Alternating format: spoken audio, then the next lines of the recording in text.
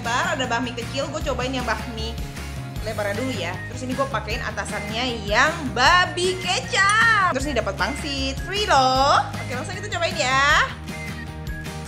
Wah, babi cincangnya sih mantap banget. Walaupun udah teksturnya udah pernah hancur, tapi berasa banget nih dagingnya guys.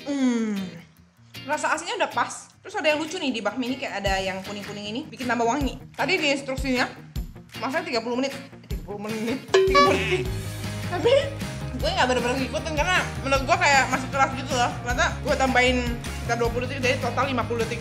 Kalau tekstur mie-nya ya seperti bakmi lebar seperti biasanya, normal aja. Dan di sini minyaknya menurut gue nggak ada aroma wangi yang signifikan. Ini kecapnya berasa banget, terus wangi, lembut dagingnya. Gue suka. Sekarang gue mau cobain bakso gorengnya. Tadi baru gue goreng lagi, dikirimnya itu tengah matang. Bakso goreng babi udangnya ini lebih berasa udang daripada babinya. Tau kan yang wangi udang banget gitu loh. Warnanya crispy. Yang suka bakso udang, udah banget cobain di sana. Enak sih, enak. Next, gue mau cobain bakmi kecil ayam jamurnya. Tuh, ini teksturnya putih gitu ya. Oke, tekstur tidak menarik, nggak apa-apa ya. Nggak apa-apa, kita cobain dulu. Belum tentu rasa nggak menarik kan. Terus ini yang tadi ya, gorengan tadi. Gorengan yang tambahan itu yang bikin wangi. Terus ini sambelnya gue tambahin di sini. Gue pengen cobain sambelnya. Terus di sini dapat juga pangsit gratis. Sambelnya pedasnya berasa. Gue suka nih sambel-sambelnya kayak gini. Jangan rasa saus sambel gitu loh. Itu kayaknya kurang nampol kalau gue harus pakai cabai rawit.